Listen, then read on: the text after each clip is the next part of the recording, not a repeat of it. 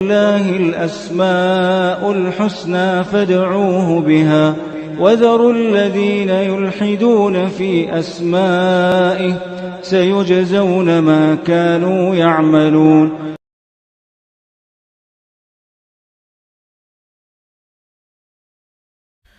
بسم الله الرحمن الرحيم. الحمد لله رب العالمين وبه نستعين وصلى الله وسلم على سيد الأنبياء والمرسلين وعلى آله وأصحابه أجمعين ومن تبعهم بإحسان إلى يوم الدين. اما بعد. اللہ سبحانہ وتعالیٰ کی توفیق اور اس کے فضل و کرم سے انشاءاللہ اللہ سبحانہ وتعالیٰ کی ایک صفت السکوت، اس سے متعلق آج معلوم کریں گے انشاءاللہ.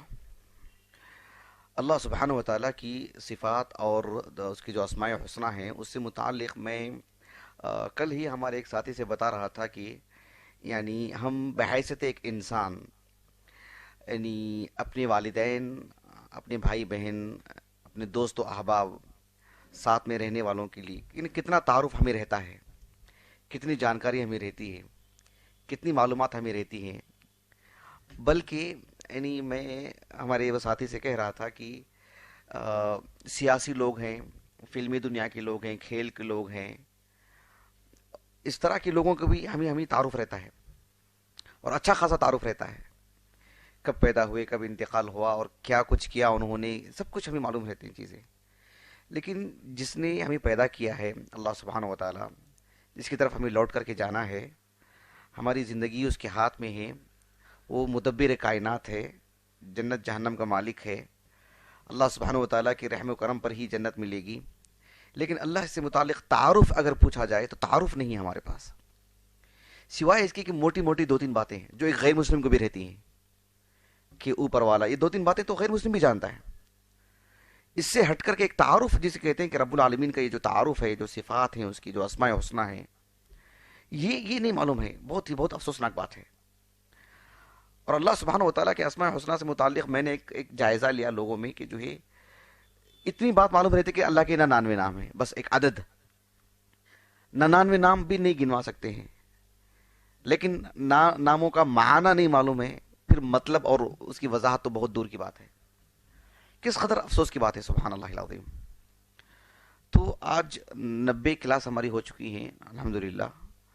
یہ ایک خوش آئند بات ہے، اللہ کا فضل ہے یہ، جو اللہ سبحانہ وتعالیٰ کی صفات سے متعلق ہم نے کافی باتیں آپ کے سامنے رکھی ہیں. آج جس صفت سے متعلق گفتگو ہوگی، جیسے کہ میں نے کہا کہ اللہ تعالیٰ کی صفت السکوت. السکوت کہتے ہیں عربی زبان میں خاموشی کو. جیسے ایک شخص کلام کر رہا ہے، کرتے کرتے کرتے ایک رک جاتا ہے تو اس کے لیے سکتا کا لفظ آتا ہے.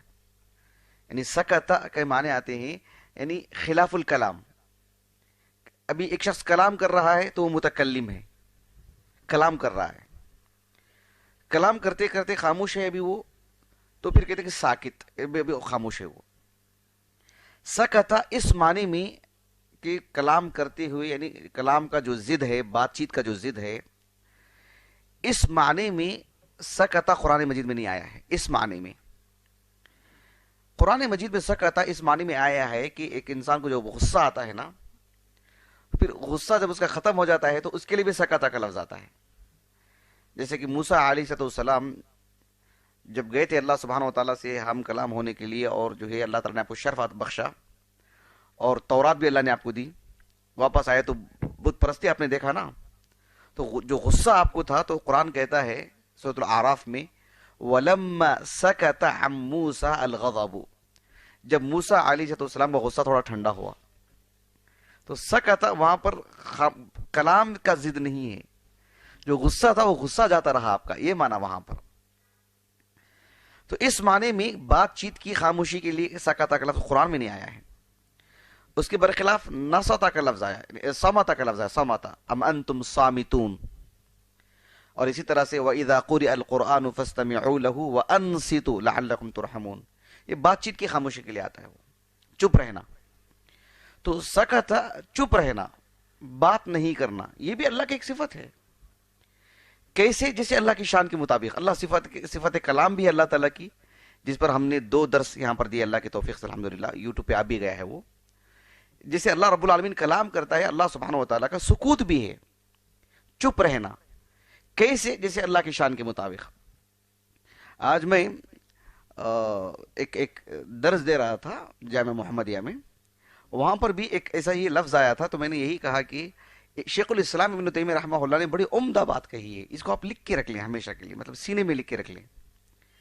کہا کہ القول فی الصفات کالقول فی الذات، کہ اللہ سبحانہ وتعالیٰ کی صفت سے متعلق وہی گفتگو ہوگی جو اللہ کی ذات سے متعلق ہوگی.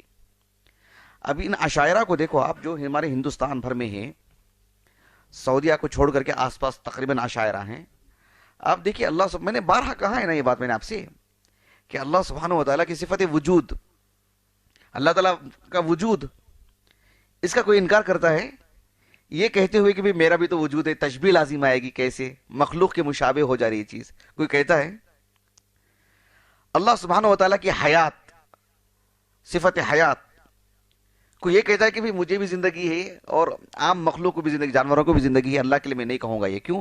اس سے جو ہے مطلب تشابہ لازم آتا ہے، تشبیہ لازم آتی ہے، یکسانیت والی بات ہو جا رہی ہے، مشترکہ بات ہے. ایسے کوئی کہتا ہے کہ اللہ تعالیٰ کے لیے حیات کی کوئی نفی کرتا ہے، وجود کی نفی کرتا ہے؟ تو پھر اسی اصول کی روشنی میں اللہ تعالیٰ کی ہر صفت کو مانیے کہ اللہ تعالیٰ کی صفت وہ بھی ہے، بھلے ہی کلمہ لفظ مشترک ہے دونوں میں، لیکن معنی الگ ہے، مخلوق کے لیے الگ، خالق کے لیے الگ. یہی تو اصل ہے نا. اللہ رب العالمین کلام کرتا ہے، بندہ بھی کلام کرتا ہے، اللہ تعالیٰ کی طرف سے دی ہوئی ایک نعمت ہے وہ، لیکن مخلوق کلام کرنا، خالق کا کلام کرنا، دونوں الگ چیزیں ہیں. وَلِلَّهِ الْمَثَلُ الْأَعْلَى، سورہ نحل کی آیت ہے. اللہ تعالیٰ کی صفت تو بہت اعلیٰ صفت ہے. تو اللہ سبحانہ وتعالیٰ خاموش رہتا ہے، چپ رہتا ہے، کیسے؟ کما یلیق لشانہ، جیسے اللہ کی شان کے مطابق. یہ نہیں کہنا چاہیے کہ اللہ تعالیٰ کے لیے کیسے کہیں گے کہ اللہ تعالیٰ چپ رہتا ہے. آپ کو یاد ہے میں نے ایک درس دیا تھا مستقل کم و بیش 45 منٹ کا، جس میں یہ بات بتایا تھا کہ اہل السنہ والجماع کا یہ موقف ہے کہ اہل السنہ والجماع اللہ تعالیٰ کے جب صفات کا اثبات میں جب پیش کرتے ہیں، اس بات میں جب پیش کرتے ہیں تو کثرت سے پیش کرتے ہیں اور مفصل پیش کرتے ہیں، مفصل. اللہ تعالیٰ کی یہ صفت ہے، یہ صفت ہے، اس طرح سے. جب نفی میں کرتے ہیں تو اجمالاً عند الضرورہ، ضرورت کے بقدر جو ثابت ہے وہ تو بہت کم ہے. اللہ سبحانہ وتعالیٰ کے صفات کا اثبات اتنا زیادہ ہے، اتنا ثابت کیا گیا ہے کتاب و سنت میں. نفی جو کی گئی ہے وہ تو نہ کے برابر ہے. جیسے لا تأخذہ سنۃ ولا نوم، نفی ہے، اللہ کو اونگ نہیں آتی ہے. اللہ سبحانہ وتعالیٰ لم یلد ولم یولد، نفی کی گئی ہے. تو نفی جو بہت ہی کم ہے، بہت ہی کم ہے، نہ کے برابر ہے. نہ کے برابر مطلب اس کے مقابل، اسی حد تک اس کو بیان کرنا چاہیے. تو سکت یہ بھی اسی طرح سے کہ اللہ سبحانہ وتعالیٰ صفت کلام میں جو صفات فعلیہ میں سے جب چاہتا ہے اللہ تعالیٰ کلام کرتا ہے، ویسے ہی جب چاہتا ہے اللہ سبحانہ وتعالیٰ سکوت اختیار فرماتا ہے. کما یلیق لشانہ، ہم اسی کے مکلف ہیں. ہم قرآن مجید میں اللہ تعالیٰ کی یہ صفت مذکور نہیں ہے، لیکن حدیث مبارکہ میں یہ چیز موجود ہے. ایک حدیث آتی ہے جو ہے بہت معروف اور کئی صحابہ سے مروی ہے، سلمان فارسی سے، ابو ثعلبہ الخشنی سے، ابو الدرداء سے، عبداللہ بن عباس سے موقوفاً رضی اللہ عنہ اجمعین، اور بسند صحیح. شیخ البانی نے صحیح کہا ہے رحمہ اللہ. یہ ایک حدیث ہے جو سنن ترمذی اور سنن ابن ماجہ کے حوالے سے میں آپ کو سنا رہا ہوں، اور جو متعدد صحابہ سے یہ حدیث ثابت ہے، سب میں ملے جلے الفاظ ہی ہیں، اس لیے میں بس ایک حدیث سنا رہا ہوں کیونکہ وہ لفظ اس میں سب میں وہی ہے. ایک تابعی ہیں، بلکہ کبار تابعین میں شمار ہوتا ہے ان کا، مخضرم پتہ ہے آپ لوگوں کو؟ ابھی میں نے ایک درس دیا تھا مستقل آدھے گھنٹے کا، مخضرم کس کو کہتے ہیں، ضرور سنیے گا، آپ کو بہت فائدہ ہوگا انشاءاللہ. تو مخضرم کے مطلب یہ ہے کہ وہ رسول اللہ صلی اللہ علیہ وسلم کے زمانے میں زندہ تھے، لیکن اللہ کے رسول سے ملاقات نہیں کر پائے، صحابی ہونے کا شرف حاصل نہیں کر سکے. انہیں مخضرم کیوں کہا جاتا ہے وہ تفصیل ہے، اس درس میں نے کہا ہے. تو یہ جو ابو عثمان النہدی کنیت سے مشہور ہیں، عبد الرحمن نام تھا ان کا، لیکن مشہور ہیں کنیت سے ابو عثمان النہدی رحمہ اللہ، کبار تابعین میں سے ہیں، کتب ستہ کی سبھی کتابوں میں آپ کی مرویات ہیں. وہ کہتے ہیں کہ سلمان فارسی رضی اللہ عنہ آپ علیہ السلام کے انتقال کے بعد جب صحابہ دنیا بھر میں پھیل گئے نا، عراق چلے گئے، ملک شام چلے گئے، سلمان فارسی رضی اللہ عنہ ملک شام کی طرف چلے گئے تھے. اور وہ فتوحات کا دور، دھیرے دھیرے کر کے فتوحات ہو رہی تھی، اسلام کی سرحدیں بڑھ رہی تھیں. تو وہاں پر جب یعنی فتوحات کے دوران میں ایک مسئلہ یہ پیش آیا کہ یہ جو جانور جو جو جو جنگلی گدھے ہوتے ہیں جسے ہم زیبرا وغیرہ کہتے ہیں، تو اس کی کھال سے بنا ہوا جو لباس ہے وہ پہننا جائز ہے کہ نہیں جائز ہے؟ ایسے ایک سوال آیا تھا سلمان فارسی کو رضی اللہ عنہ کہ اس کی کھال سے جو لباس بنایا جاتا ہے وہ جائز ہے کہ نہیں جائز ہے یہ. اور اسی طرح سے دیگر چیزیں بھی، الجبن ایک لفظ آتا ہے، السمن ایک لفظ آتا ہے، گھی اور پنیر، اور اس سے متعلق سوالات آنے لگے آپ کو.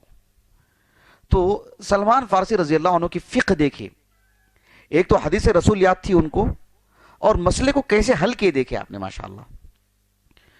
دیکھیے آپ کو ایک بات بتاتا ہوں، آپ کو ضمناً موضوع سے ہٹ کے، لیکن ہمیشہ کام آئے گی آپ کو انشاءاللہ، اور وہ حدیث اسی موضوع سے متعلق ہے. عبادات کی جب بات آتی ہے نا، عبادت کی اصل کیا ہے؟ منع. اصل کیا ہے؟ منع ہے. مثال کے طور پر ابھی میں اور آپ سب جا کے اذان دے سکتے ہیں؟ اذان دے کے چلو آپ الگ سے نماز پڑھیں گے؟ نہیں.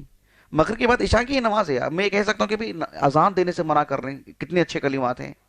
نہیں، عبادات میں اصل منع ہے جب تک کہ کرنے کی دلیل نہ آ جائے. لیکن معاملات میں اصل جواز جب تک کہ منع کی دلیل نہیں آ جاتی. دیکھیں میرے رنگ الگ ہے لباس کا، آپ کا رنگ الگ ہے، آپ کا رنگ الگ ہے. میں اگر کسی سے کہوں کہ اس لباس کا نہیں پہننا، رنگ کا نہیں پہننا چاہیے، کہ دلیل وہ مجھ سے پوچھیں گے کیوں. عبادت میں کرنے جاؤں گا تو لوگ مجھ سے پوچھیں گے کیوں عبادت انجام دے رہے ہیں. معاملات میں ٹوکوں گا تو پھر مجھے ہی دلیل دینی پڑے گی. بات واضح ہوگی آپ کو؟ یہ معروف چیز ہے. تو یہ حدیث مبارکہ اسی سے متعلق ہے. میں موضوع سے ہٹ کے بس مسئلے کو سمجھایا ہے میں نے. وہ حدیث کیا ہے؟ سلمان فارسی نے کہا رضی اللہ عنہ کہ دیکھو جو سوالات تم نے مجھ سے کیے ہیں نا، پنیر گھی سے متعلق، اور جو ہے الفرا فرون سے، جو وحشی جو گدھا ہوتا ہے اس کے جو جنگلی گدھا، اس کے چمڑے سے بنا، اس کی کھال سے بنا ہوا لباس پہننے کی شرعی حیثیت. کہا کہ دیکھو ایک حدیث میں آپ کو سناتا ہوں. انہوں نے کہا کہ رسول اللہ صلی اللہ علیہ وسلم نے فرمایا الحلال ما احل اللہ. حلال وہ ہے جس کو اللہ نے حلال کیا، یعنی نام لے کے بھی یہ حلال ہے یہ. والحرام ما حرم اللہ، اور حرام وہ ہے جس کو اللہ نے حرام کر دیا. بات واضح ہوگی آپ کو؟ اب کہا وما سکت عنہ، ایک چیز کیا ہے اللہ نے حلال کیا وہ حلال ہے. والحرام ما حرم اللہ، اور حرام وہ ہے جس کو اللہ نے حرام کیا. اب درمیان میں کیا ہے؟ وما سکت عنہ. لفظ دیکھو آپ، رسول اللہ کہہ رہے ہیں صلی اللہ علیہ وسلم وما سکت عنہ، اور جن جن چیزوں سے متعلق اللہ نے خاموشی اختیار کی فہو بما عفا عنہ، اللہ سبحانہ و تعالیٰ کے ہاں وہ تمہارے سے لیے معفو عن، پوچھ ہونے والی بات نہیں ہے. جو چیز حلال ہے حلال، جو چیز حرام ہے حرام. ہاں درمیان کی جو چیزیں ہوتی ہیں وہ اگر اس میں سے کوئی ایسی چیز ہے مثلا جو حرام کے، اس کے اندر جو حرام ذکر کیا گیا ہے قرآن مجید میں، یا اصول بتائے گئے ہیں وہ اصول اس میں ہیں، تو پھر اس کی بنیاد پر وہ حرام ہوگا قیاس کی وجہ سے، وہ دیکھا جائے گا پھر. ورنہ اصلاً کیا ہے؟ وما سکت عنہ، اللہ سبحانہ و تعالیٰ نے جس چیز سے متعلق خاموشی اختیار فرمائی، خاموشی کا لفظ استعمال کیا گیا. ضد الکلام، یہ اللہ تعالیٰ کی ایک صفت ہے، صفات فعلیہ میں سے. جب چاہے گا اللہ تعالیٰ خاموشی اختیار کرے گا. کما یلیق لشان، جسے اللہ کے شان کے مطابق ہے، بندوں کی طرح نہیں، مخلوق کی طرح نہیں. جیسے دیگر صفات ہیں ویسے یہ بھی ایک صفت ہے. وما سکت عنہ فہو مما عفا عنہ. وما کان ربک نسیا، تمہارا رب تو بھولا نہیں ہے نا. انسان ہے کیا کہ میں وہ ایک چیز بولنا بھول گیا؟ یہ تو رب العالمین ہے، اللہ سے کہاں بھول. اللہ اکبر. شیخ البانی کو ہم دیکھتے ہیں رحمہ اللہ، ان کی کتابیں پڑھتے وقت وہ تخریج کرتے وقت کہتے ہیں کہ جو ہے مطلب کسی بڑے عالم سے متعلق کبھی کوئی چوک ہو جاتی ہے، کبھی شیخ البانی سے ہی کہ وہ چیز ان کے دل و دماغ سے بات نکل جاتی ہے، حافظے سے نکل جاتی ہے کبھی کوئی بات، تو فوراً لکھتے ہیں فسبحان من لا ینسا. صرف اللہ کی شان ہی ہے، بھی اللہ ہی ہے جسے کسی کو بھول نہیں، بندے کی تو مطلب بشری تقاضا ہے. ایسا لکھتے ہیں شیخ البانی رحمہ اللہ.